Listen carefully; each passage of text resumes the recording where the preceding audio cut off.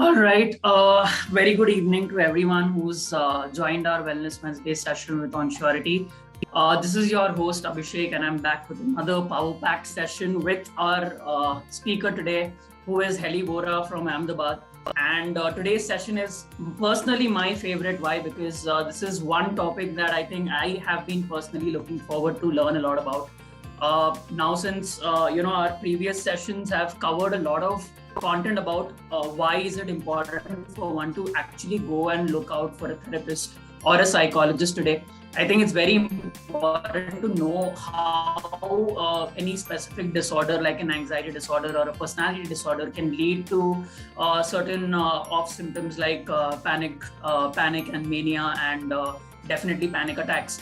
So today's session will be conducted by Healy Vora, and Healy is a clinical psychologist from Ahmedabad. She has completed her master's in clinical psychology. She's also a graphologist, so anyone who's actually looking out to go ahead and consult her for understanding how your signature impacts your personality or how the way you write defines the kind of a person you are, you can definitely go and check out Healy on LinkedIn and definitely connect with her. Alongside this, Healy is also an entrepreneur, and she runs her own small initiative called the Wellbeing First in Ahmedabad, where she is independently catering to a lot of clients, helping them, with a bunch of counseling services, and she is specialized in giving emotional first aid.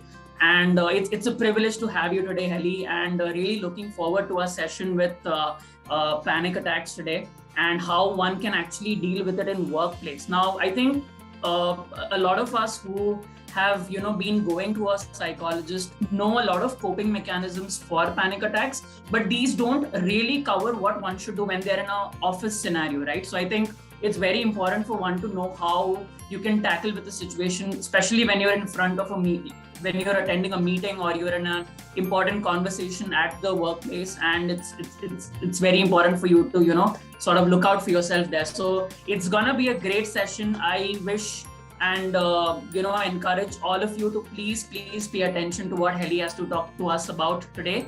And towards the end of the session, the last 15 minutes are going to be for Q&A. If you guys have any doubts, you can please put your questions in the chat box below. And over to you, Healy. Welcome. Thank you so much for such a warm welcome. Greetings to Team Onsurity. I hope everyone is fresh and energized and you all are looking forward to this session. I hope you get to learn from the topic that we have planned for you today. And in order to just begin, with the session, I just basically want to understand in a line as to what anxiety means to you. If you can just put in a few words, whatever you connect with when I say the word anxiety. Stress, okay. So I'll be reading the messages in the chat box, and also meanwhile I'll share my screen so that we can start with the session. Fear, yes. Okay. Great. Could you please help me read the responses? Negative thought. Yes, right. There's panic. Rita says panic, fast heartbeat. Okay, great. So just a quick question. Is my screen visible? Yes. All right. So first of all, thank you so much for your lovely responses. We will try and keep this as interactive as possible. So please do make sure that you type in your responses in the chat box. If you have any questions, please make sure that you post them in the chat box. And by the end of the session, I'll guarantee that I will answer all of your questions and queries. Right now, we'll be beginning with the session. As the name suggests, it is about panic attacks and majorly how you can manage panic attacks at work. But before we dive into the core information about what anxiety or panic attack is, there is one small activity like everyone to engage in. And for that, what I would love is for everyone to please be truthful and just close your eyes and be very mindful of whatever I'm going to speak, so that it's just going to be an immersive experience for everybody, and then we'll take responses. If that sounds good, we can go ahead and begin. And this activity is a visualization activity. So for that, it is mandatory for everybody to please keep their eyes closed. All right. I will be switching my, sorry for that. Okay. So I'll be reading something out. I want everybody to please close their eyes and try and imagine whatever I am going to be reading out for you today. All right. So we'll begin. Please close your eyes, everybody. Imagine that you and your friends have gone to a foreign destination for leisure and recreation. One day, you decide to go to the shopping market right in the heart of the city, where you find almost everything that you'd like to buy for your loved ones back home.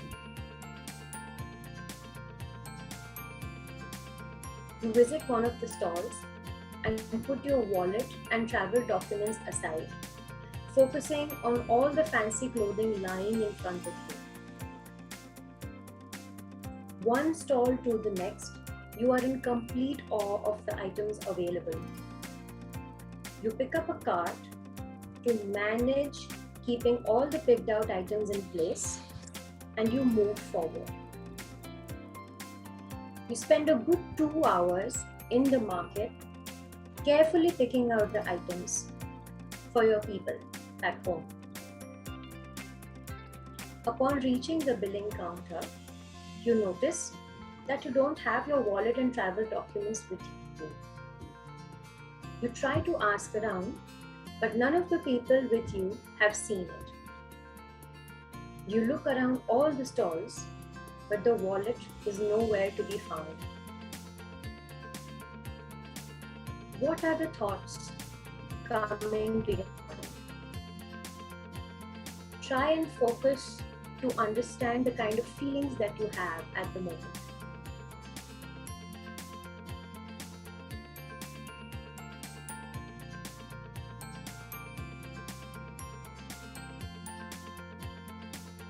While you figure out what to do next, one of your friends finds your wallet and all the travel documents.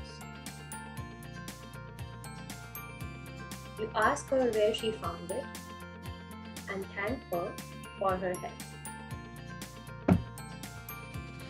Whenever you're ready, you can open your eyes and you can type your responses in the chat box.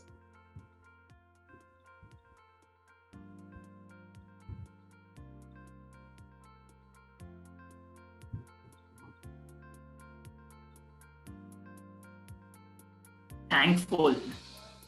No friends. Okay. Okay, so while we move on to the experience, I would first like everybody to please share the kind of thoughts and feelings you had when you realized that the most important two things that you need with you, which is your wallet and your travel documents. When I said that you don't have them or you've actually forgotten them somewhere, you're not able to find them, what was the thought that you had? What were the feelings that accompanied those thoughts?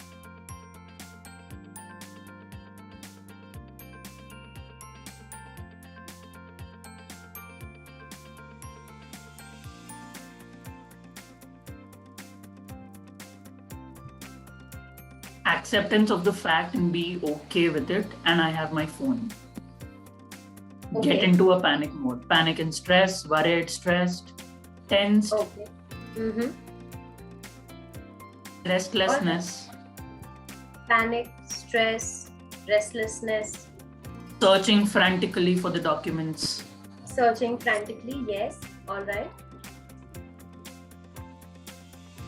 And what are the thoughts that you had? Someone, Yogini says she thought of the Indian embassy. Ah, yeah, okay. So you thought of the Indian embassy, great.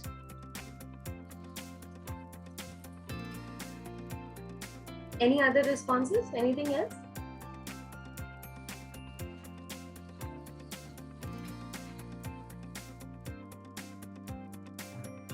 Okay, I think many people have written along the same lines of feeling a lot of tension, worry, stress, go into panic mode.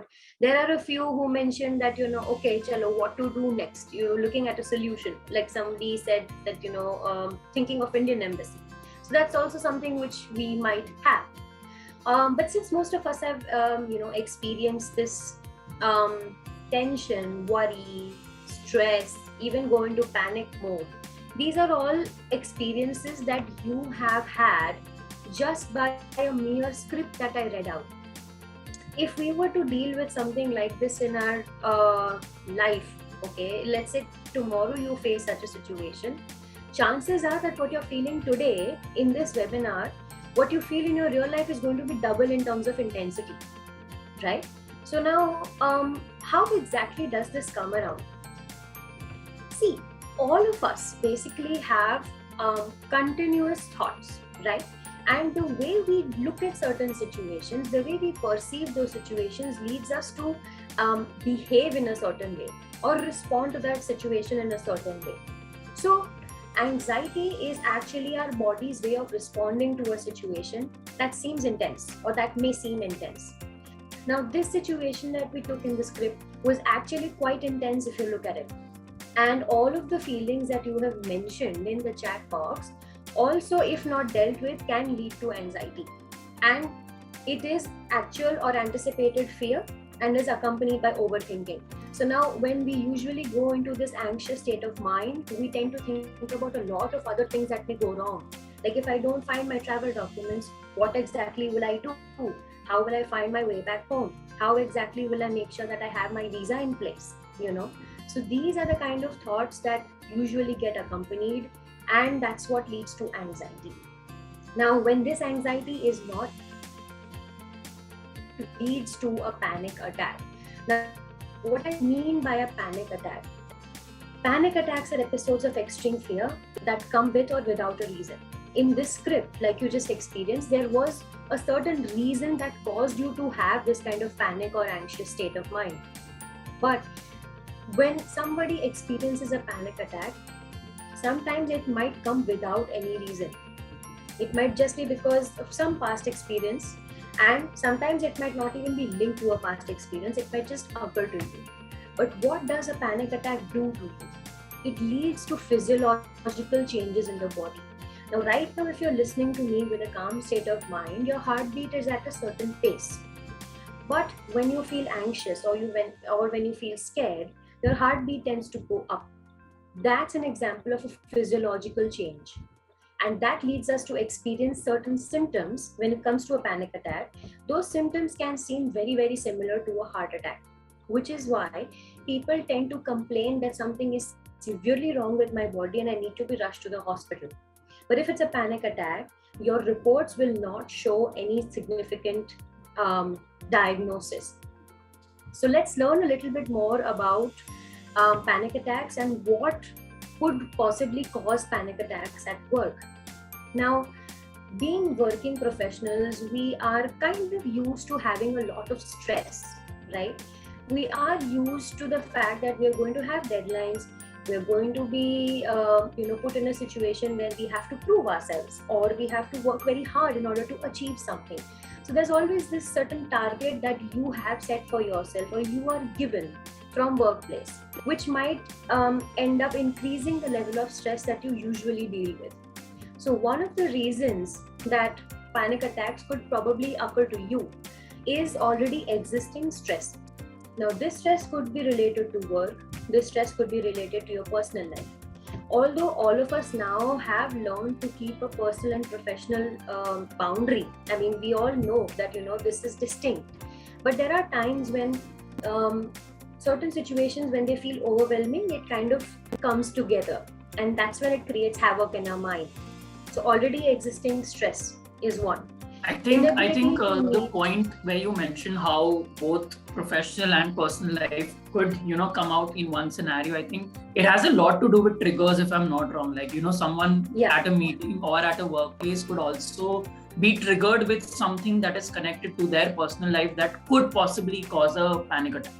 Exactly. So, like you mentioned, if you're seated in a meeting room, and you have 15 other people with you, and somebody happens to mention something which is very, very similar to the kind of stress you're dealing with, it might act as a trigger for you to emotions. And at that point of time, while you're in a meeting, you can't really do anything active in order to come out of that situation. So now we'll come to the solutions and how you can help yourself a little later. But when you talk about possible causes, deadlines is another factor. Feeling lonely or unaccepted at workplace is also another factor. Like if I am somebody who has had that background of being left out, or not, if I was not talked to, or if suddenly my friends decide that they want to go somewhere and I am the only one who doesn't know about it, in fact. Plus there are other factors that kind of bring all of those emotions on you. These are certain situations that might cause anxiety, and that anxiety, when not dealt with, can lead to a panic attack. All right. And now when you have certain challenges, when you have deadlines, when you have workload, of course there's going to be a lot of worry. There's going to be effects in terms of your productivity, where either you'll do very well or you might not be able to do as well as you usually do. So when it comes to your productivity, it can go low if you look at it, because there are certain factors that do lead to either or. But work-life imbalance, although I've mentioned it here at the end, technically if you look at it, work-life imbalance is something that sums all of this up, because we might have a lot of baggage already, plus there's add-on, so that creates a lot of stress, anxiety, and when you specifically don't have somebody who you can open up to, it might become doubly difficult. And for all of us, we have now become those who do not really wish to talk about our problems to anybody, because in our minds we feel it is too small, or we feel that it is too big for anybody to help us with. But that is something that we actually need to do. So I hope, I think that's a very valid point. I think all of us are so conditioned to sort of bearing and enduring that kind of a stress that we often miss out on checking whether this is something that really needs addressing and care of any kind. So I think that's a very well said point. Thank you. Moving on, how does a panic attack get manifested? So there are 4 pointers. Let's not look at the example as yet, but there are 4 basic pointers. Now, how does any emotion play out? First thing is, if you have a certain thought in your head, that thought is going to get linked to a feeling, or that thought is going to lead to a feeling based on how you are perceiving that situation. After you having generated that feeling from within, it leads to certain physical changes in your body, which might lead to a fight or flight response in terms of behavior. All of us know that whenever there is a situation, we either choose to deal with it or we choose to run away. So there are 2 types of behaviors here. So what we are talking about is overt behaviors. Overt behaviors are behaviors that you can actually see, right? So now, if you look at this example, if a person is scared of birds, okay, let's say that the person has been taken to a bird sanctuary. Now that's going to be a nightmare for a person who is genuinely scared of birds, right? So the thought is, oh my God, I hope it doesn't come near me. This is the basic thought. Or why am I here? I don't want to be here. Now what is the underlying emotion? It's fear. It's basically fear of birds, fear of being in a situation where birds might attack you, right? Physical changes, perspiration, increased heart rate. There might also be chances of a person starting to sweat because there's a lot of fear that's building up, right? Overt behaviors, now there are 2. One is feeling numb, still, or unable to move because that fear has taken over, or shouting and running away. So these are 2 distinct types of responses. Either a person will not be able to move, probably have a little difficulty in breathing, or that person might just shout and run away. So this is exactly how a panic attack also gets manifested, no matter where you are. It all starts with a thought, followed by emotions, Then there are some changes that happen in the body, and that's how then you kind of express it through your behavior as to how that particular thought or that particular situation has played out on you. I hope it is clear so far. Does anybody have any questions? I think these points are so important for all of us to keep in mind, because lack of awareness could, just worsen the condition day by day. And if we are not smart enough to introspect and understand what thought or what chain of thoughts actually led to the consequence of that whole panic attack that we manifested, I think neither the psychologist nor anyone else could help us, because the correct way of dealing with it is also to understand what led to this whole thing in the first place before one even takes any kind of a medication or any kind of a therapy of any sort. So I think all of us as working professionals should be a little analytical to be able to understand what chain of thoughts or what chain of things that came into our mind led to the whole situation. So I am actually loving the presentation that you've made, because being someone who's actually gone through panic attacks and has taken OTC medication and gone through the whole process of training myself to overcome the whole fear, it's been a tremendous journey. And I think there's a lot of love and respect for the profession that psychologists like you are actually taking forward to bring the change that we all need as working professionals. It's really admirable, Healy. Thank you so much. And like you said very correctly, undergoing a panic attack is definitely not easy to deal with. But if you have that understanding or the capacity to at least sit and analyze as to where it came from, I think that really helps. But sometimes there might be times that we might not be able to figure out where it came from in the first place. So we'll also be looking at that, because panic attacks might not always come from a particular trigger. Sometimes it can happen without any reason as well. And that might be because of other factors. So one might not always have answers as to where it came from. But irrespective of whether you're able to sit and analyze the cause or not, how do you still deal with it is what we have focused here in the presentation. So what are the signs that you actually look out for? If you look at the diagram very, very carefully, there are three distinct aspects or factors that we talk about. One is the biological factors.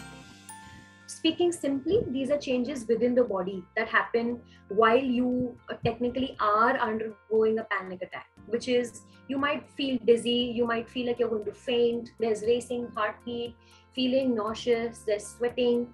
All of these things are happening within the body, reasons why it is a biological factor.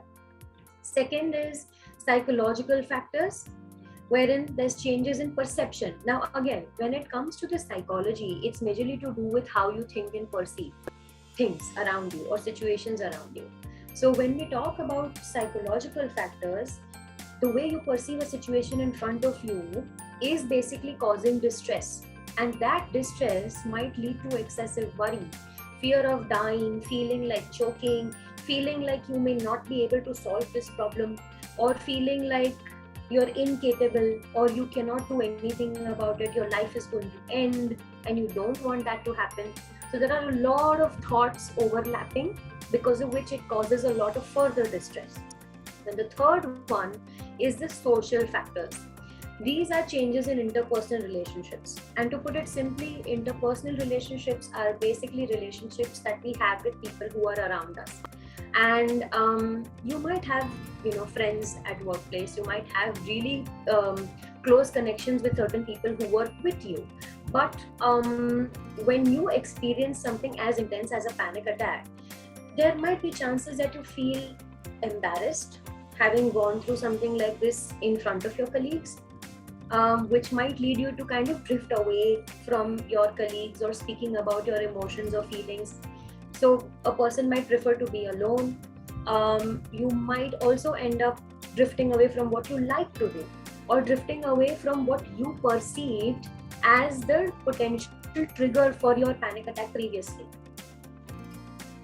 if you have been able to analyze that it is this space that caused me to feel anxious, let's say you were seated with a bunch of people and that's where you felt like, you're having a panic attack because people are putting their opinions, and if that according to you was the trigger, you might want to avoid situations where there is a huge gathering and people are talking about their lives, because according to you that might cause a potential panic attack. So you might want to drift away from that. And because it has happened in front of people, you might feel embarrassed about it as well. So these are some of the signs that we talk about when we talk about panic attacks. There are also others like palpitations, which is also a biological factor. There are also many other overlapping factors if you think about it, but if I keep talking, it's going to be an endless conversation here. So I think let's just restrict to the BPS model, which is the biological, psychological, and social factors model, to understand what panic attacks comprise of, right? I hope it is clear so far, and my audio is clear. Okay, great. So moving on, there is a case discussion that I want everybody to be a part of. I want everybody to please take some time to read this. I will also be reading this out for you and then discuss about what we have to do further. So this is also an interaction activity, and I would love for some help, to just read out the responses from the chat box. But the case discussion I will be reading out now. Suraj has been working at a marketing firm for 1 year now. He is wonderful at his job and is known for his. He makes sure he finishes all his pending work on time and enjoys the weekend with his friends and family. He has just received a huge project and is now starting to find it difficult to get his work done on time. One day, he woke up with a lot of uneasiness. When the feeling went away, he left for work. A few hours later, he started perspiring and was breathing very heavily. This made it difficult for him to make sense of what was happening around him. He was gasping for breath, trying to ask for help from his colleagues, but nobody knew what to do. I request everybody to please read this case discussion. We'll have it here for some time. Please try and make some sense of the entire case, and post that I will inform what needs to be done.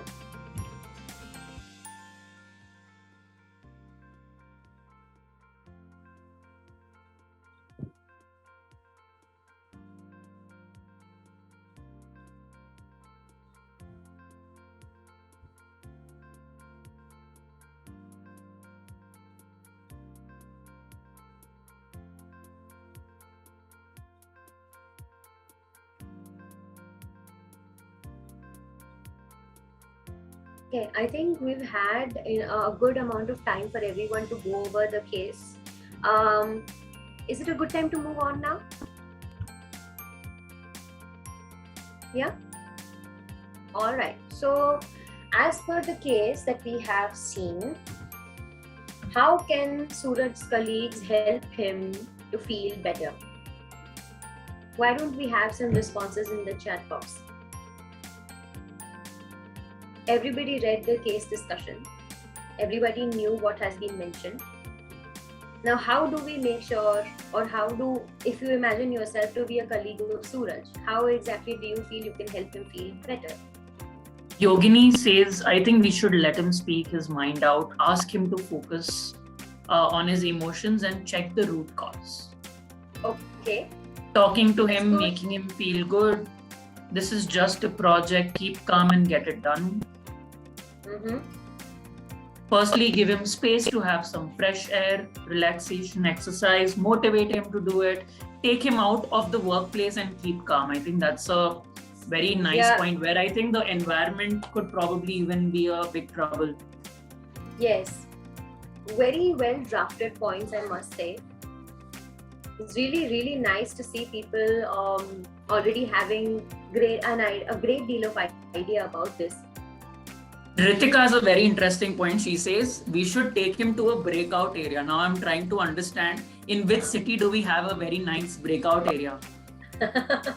Because this really Okay. sounds very interesting. Take a break and enjoy yourself. Let him take time off. Hmm. Okay, so a lot of focus is on taking some time off, the thoughts and feelings. Okay, great. Anything else?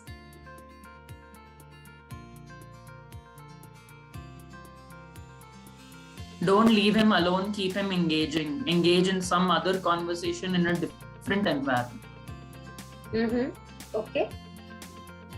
Immediate refreshments. Tell him that we are there for them. Just talking to him and tell him that it's okay to feel the way he felt. So I think validating feelings is what Srija meant to say. That's a very nice point.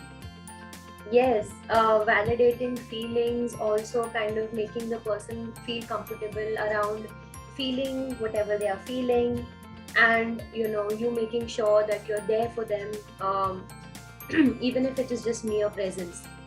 I think these are really good pointers, really, really well drafted. Thank you so much for your Healy, I have a participation, very everyone. tough trick question for you. So this comes from a very personal experience of mine. So there was this one time when I was having a panic attack, and based on the coping mechanisms that my psychologist had suggested me, I kind of figured out that someone who was trying to validate and tell me that your feelings are valid actually led me to believing that this is false. What do you think could be a possible reason why I would want to feel that this is a false thing, and someone telling me that my feelings are valid is not right, because it's been happening over and over again. I think this is probably something a lot of us could be facing, where if they are conditioned to be told all the time that their feelings are valid, it might also make them overthink on this is probably wrong. Yeah, so see, you've answered it partly in your question, because when you think about your own feelings or where they're coming from, you already have an idea as to what is rational and what is not. So in your brain, you already have an idea that this is acceptable as a response from people and this is not. So when someone says that this is valid, and in your head you're telling yourself, nahi yaar, ye galat hai. So there's a clash, and because of that clash, you start to feel like, hey, this person should probably stop talking because they don't know what I'm feeling. So this is how it kind of wires in your brain, because your brain is also active. Irrespective of what you're feeling, it is still able to categorize your feelings and thoughts into what is rational, what is irrational, what is acceptable, and what is absolutely not acceptable. Not acceptable. So when you have those clashes, that's when you feel that, chalo, this person saying this, I think I can kind of allow this person to tell me this, and this person I will not allow, because in my opinion this is absolutely wrong. And there are times when you also feel like having this kind of a thought is wrong, and you feel like it's a guilty thought, but you also know that but it is genuine, like I am feeling it. And those kinds of clashes often lead to such responses where partly it is right and partly it isn't. Thank you. I think that answers my question. Great. All right, so are there any further responses?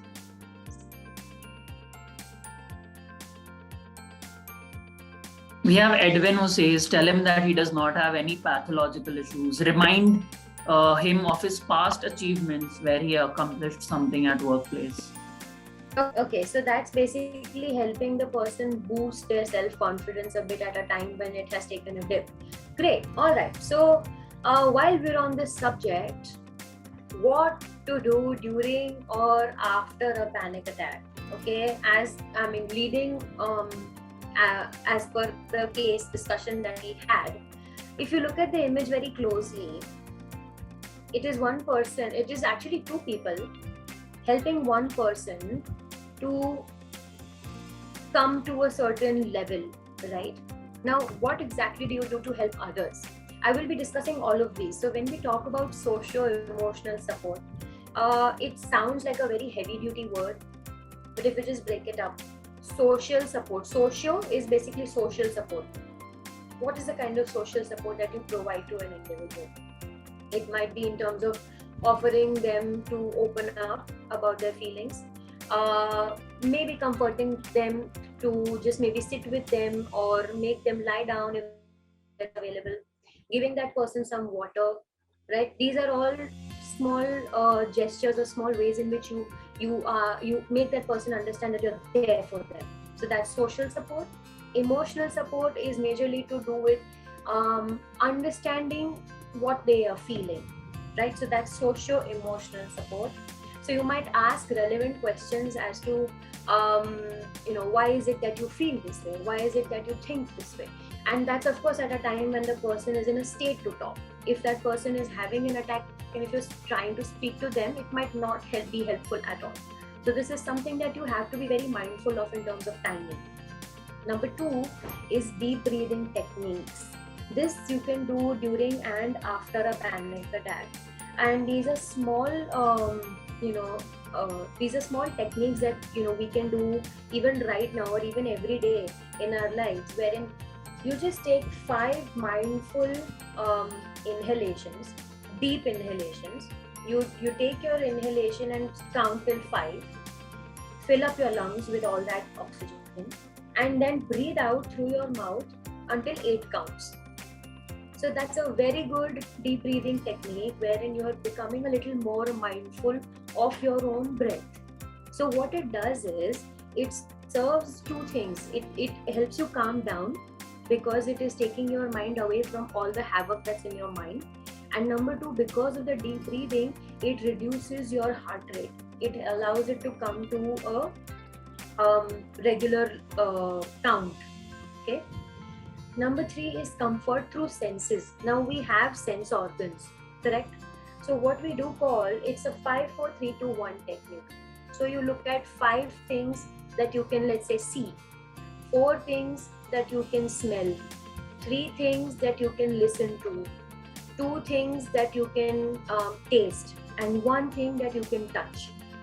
So using all your 5 senses, you are basically just putting some thought into what are the different things around you that appeal to your senses. When you start thinking in this way, it is a way for you to break out from that emotional havoc that is being created in your mind. So if you are with somebody who is facing a panic attack, you can allow them to look first. If you ask that person to make eye contact with you, all of these things are possible. So eye contact ke baad you can provide them social emotional support, give them some deep breathing techniques, and you do it with them. Then comfort through senses is another that we discussed. Talk about their feelings. You can allow them to talk about their feelings when they're a little calm, or you help them visualize. And how do we do that? So if you recall, we started with a visualization activity. I induced a situation which caused anxiety. And here you have to do the opposite. You can induce a situation that leads them to feel calm. So you can ask them to think or imagine themselves being in a place that gives them a lot of peace. Focus on the thoughts that they're having. Focus on what is around them. You need not have a complete story built out for that, but this is just something that you can build on based on thoughts and feelings and what exactly is happening around them, how exactly is the nature around them. Focus on those things, and that helps them give some grounding. And last is seek professional help. Now, all of us might not be mental health professionals, and we might not know what exactly to say or what exactly to advise. But the least we can do is we can help them get in touch with someone who can provide help. So seeking professional help is something that you definitely should do when you notice that someone is feeling a lot of distress.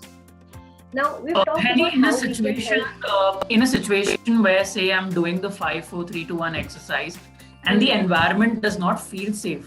In such a situation, if the 3 things that I visualize are also objects which could cause self-harm, or it could probably trigger me more or worsen the situation, what do you suggest someone could do in such a situation like that?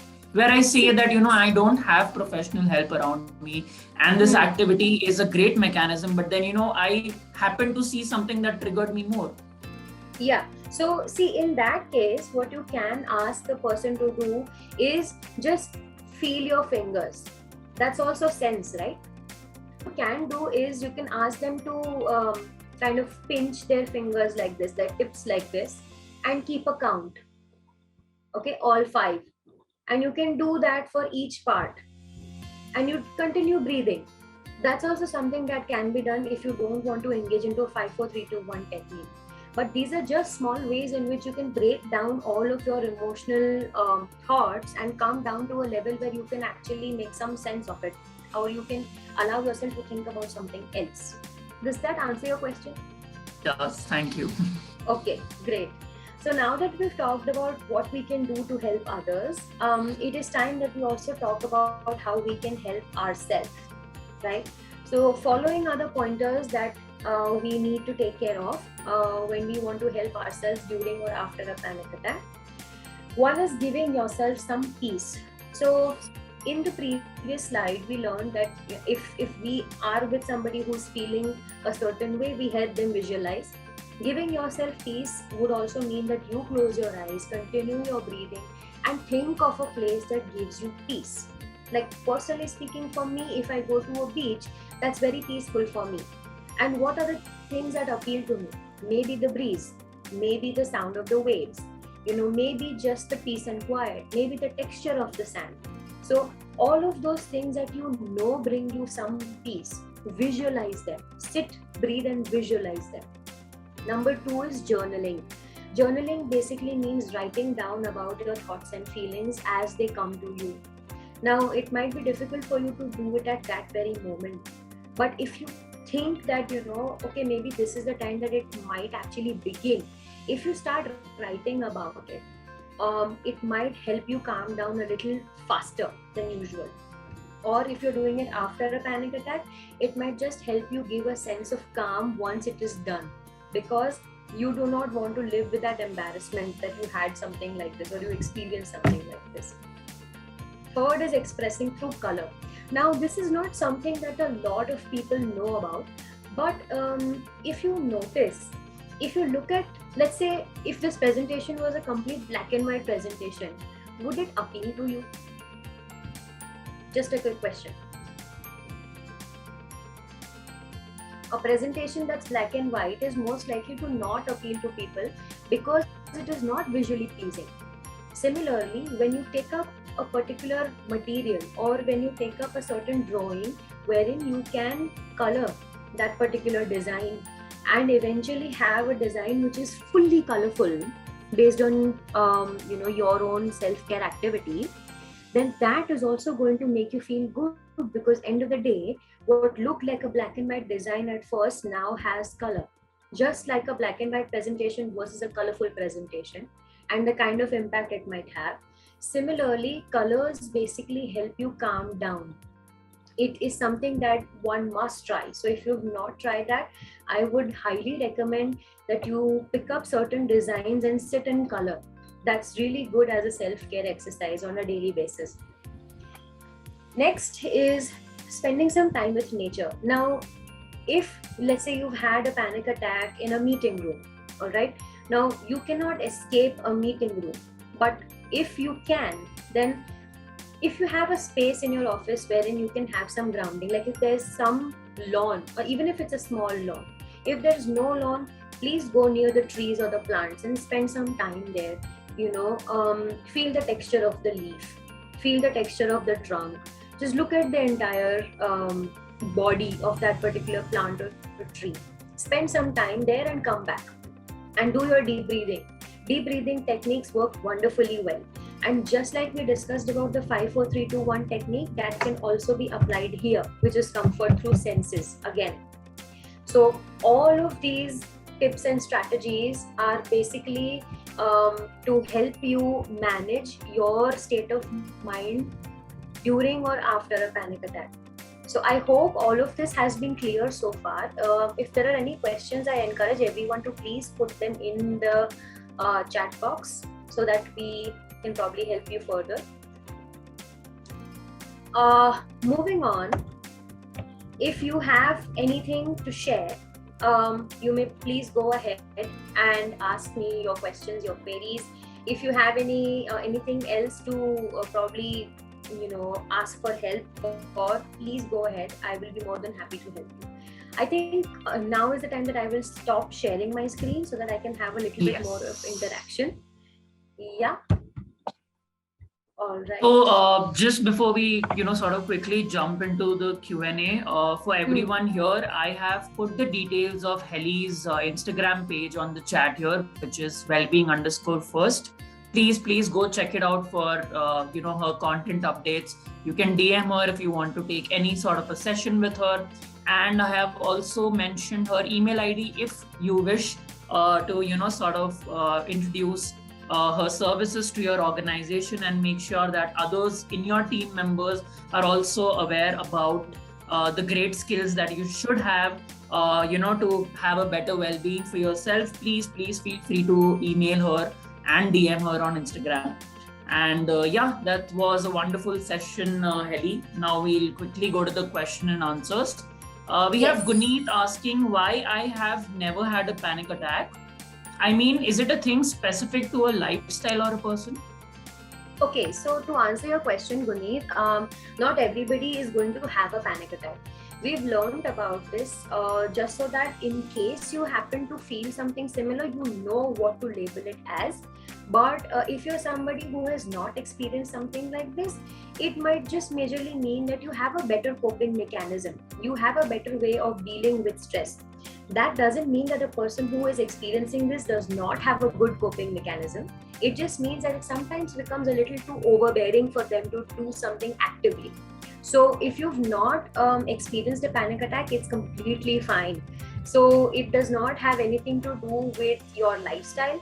It has majorly to do with how you perceive things. That's about it. We have Monali who asks, if someone is a smoker, do you think it's a right coping mechanism for allowing him to smoke if they have a panic attack? Okay, so see, whether or not you have any vices. First of all, vices is completely a personal choice. So if you have developed that as a coping mechanism, it is for you to make some idea around the fact that is it healthy for you or not. Now, I may not be the right person because I will not be advising you what to do, what not to do. What I will allow you to do is to think about whether it is helping you or not. Now, if you think about healthier ways to deal with your problems, definitely going towards your vices is not going to be one of them, because it will just allow you to put those away for some time. You're basically denying them for a period of time and probably even allowing it to come back up whenever there is a similar situation. So what I would rather suggest is think of ways in which you can help declutter your mind. Do something active. Like there is a very good self-care strategy that we usually share with others, that you should rather do things that make you feel happy. All of us have grown up into adults and we have somewhere lost touch with our inner child. So what I would suggest is just do things that you love doing as a child, or engage into hobbies that you once loved doing and bring all those natural feelings back. Rather than depending on something which might or might not be there, just give yourself all of those things that you once had as a kid. And all of us have grown up in a generation where a lot of technology was not available. So please go back to all of those things and give yourself those feelings, is what I will suggest. We have an anonymous attendee who asked to repeat the 5, 4, 3, 2, 1 technique, and what can he or she do if they have a panic attack and they feel as if they're going to commit a suicide? How to overcome that? Yeah, so see, the 5, 4, 3, 2, 1 technique is basically appealing to your senses. Five being 5 things you can think of that you can basically see, 4 things that you can hear, 3 things that you can smell, 2 things that you can taste, and 1 thing that you can touch. Now you can swap it up, but basically just appeal to each of your senses in the 5, 4, 3, 2, 1 manner. So this is just a simple way of giving yourself some grounding and decluttering your mind from whatever that you have been feeling or whatever thoughts you have been having. And what was the second part of the question again? He or she feels suicidal after a panic attack, and how can they overcome it? Yeah, so see, what I would suggest is if you are alone at a time when you're having these thoughts, please look for a person who you can go and speak to, whether it is your colleague, whether it is somebody at home. But please do make sure that you speak to at least someone and be completely honest about it. And number two, rather than, I know it can be very embarrassing and it can be very overbearing, but please put in a little thought into the fact that, you know, a panic attack does not control you. You are not a part of the panic attack. The panic attack is a part of you which you can choose to let go of. So do not let your, emotions or your panic attack overpower you. And if you still feel like there is some suicidal thought that you're having, please make sure that you immediately call up a suicide helpline number. Those are readily available on Google. You can have a list of that as well in your office, at your workplace. Please make sure that you take the necessary steps. So I'm going to combine Ankit and Harshita's questions. Harshita asks, I'm sorry. So Ankit asked first where, he's trying to understand whether this is fatal or life-threatening, like panic attacks. And Harshita says, how are they different from anxiety? Yeah. So see, when you talk about anxiety is basically a fear to a known situation. Like, for example, okay, similar. If you're scared of birds, you know you're scared of birds. So you know that if a bird comes near you or you are going to a situation or a place where there are going to be birds, you are going to feel anxious. But when it comes to a panic attack, when there is a lot of anxiety and it does not,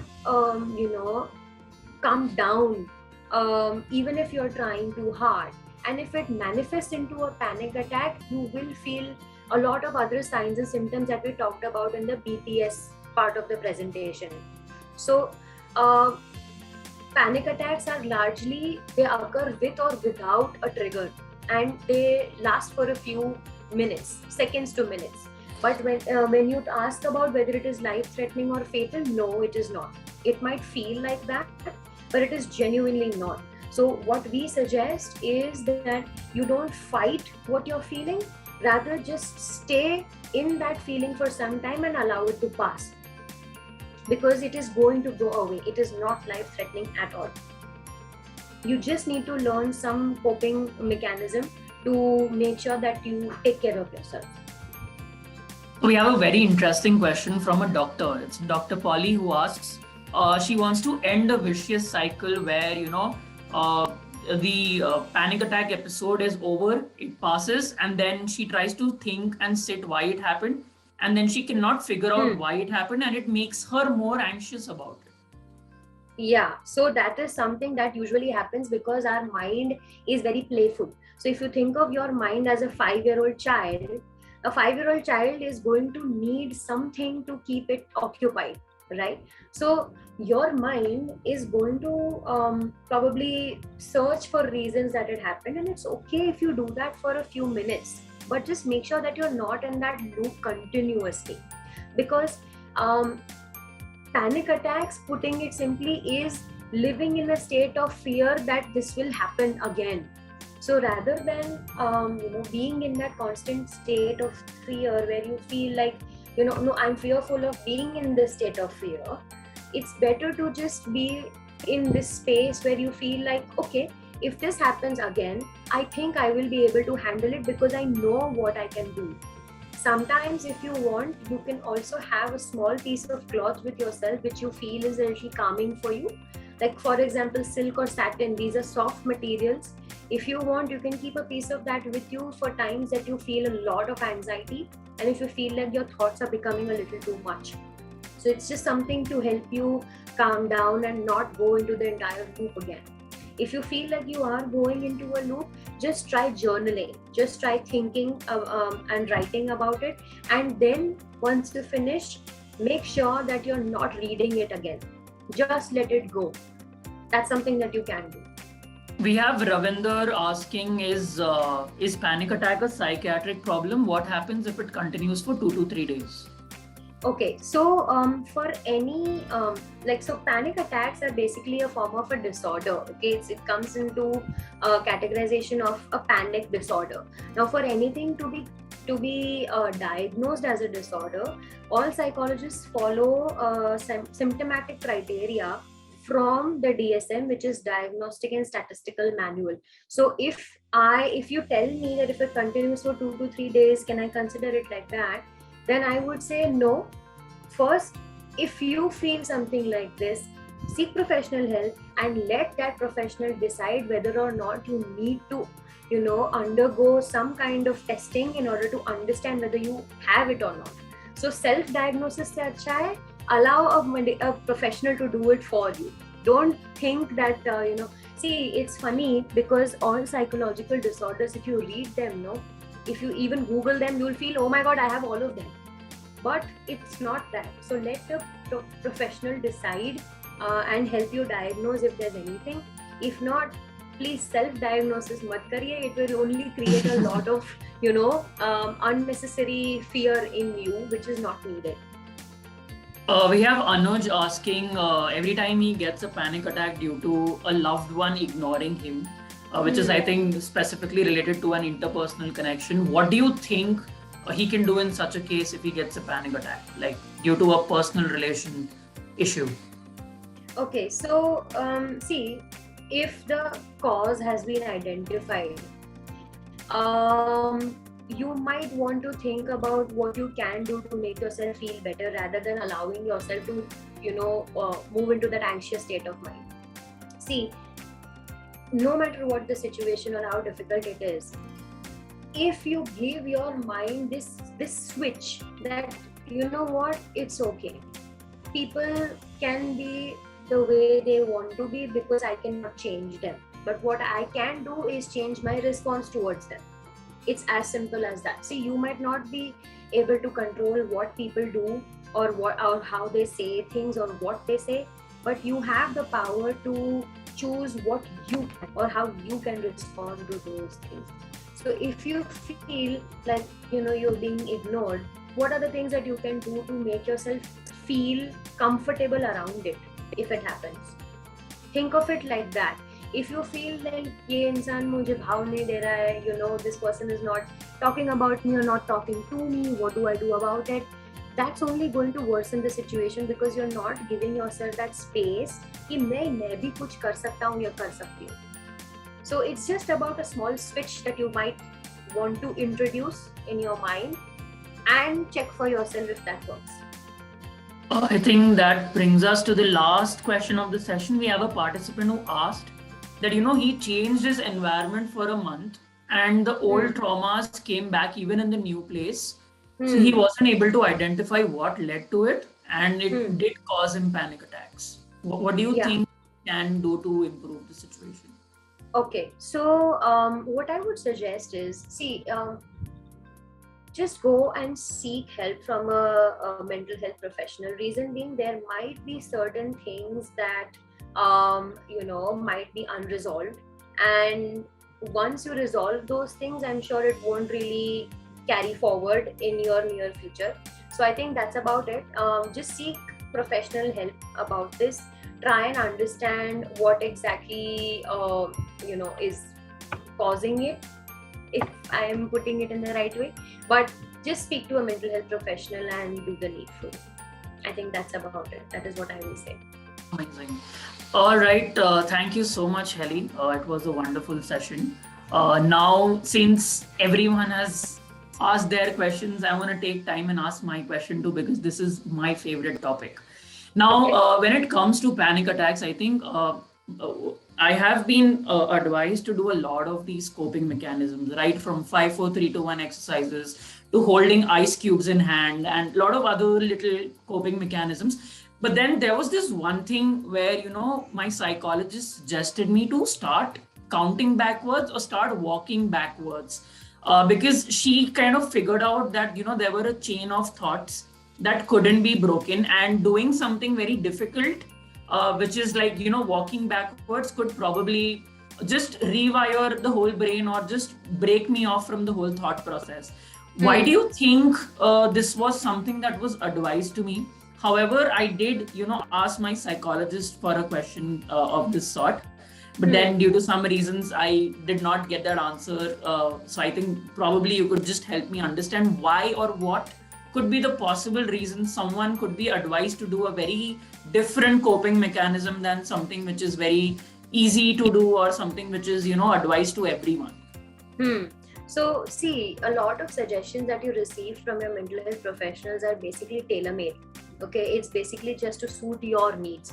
So if you are somebody who has a loop of thought and who kind of has a cyclic pattern to their thoughts, it might be better for such a person to have some organization. I don't know if it makes sense. So if you look at shapes, circle is infinite, but when you look at a line, whether it is made from left to right or right to left, there's still some organization now, because a line has to be straight, it cannot be tera-mera. So if you have to introduce some organization into your thought process, this might be a good way to introduce it, because when you start thinking कि अच्छा मुझे ऐसे सीधे line में but पीछे चलना है, then that is a little bit of organization and little bit of coordination also that you're bringing in. So that's something that maybe that is the reason why you would advise something like this. Amazing. I think it has been amazing to have you, Healy. Lot of questions that we had from our attendees. In fact, from all our previous sessions, I think today was the most overwhelming Wellness Wednesday that we've had. Lot of learning, lot of new things that all of us got to know. And it's amazing to have you, come and talk to all of us today. And thank you very, very much for, building a great presentation, throwing so many insights, making it interactive, and, making sure that everyone has some question or the other to ask you.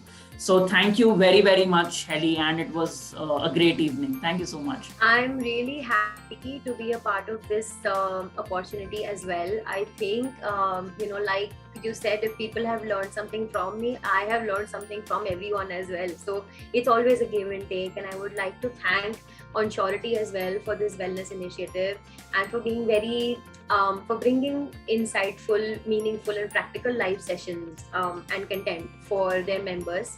And of course, other people also who are a part of the webinar.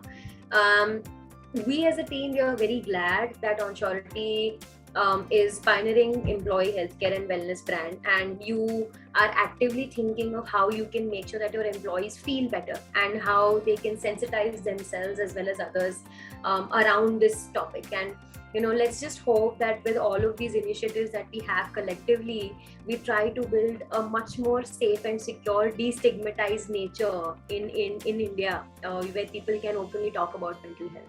I think this was a great experience.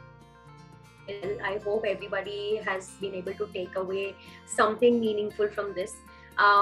I would encourage everyone to get in touch with me in case they have more questions. Please reach out to me. You have my information in the chat box. And I wish you all the best, and I hope you all have a great evening ahead. Double thumbs up. Thank you so much, Healy. Most welcome. It was a pleasure. Thank you for having me here. Bye-bye. Thank you. Bye-bye.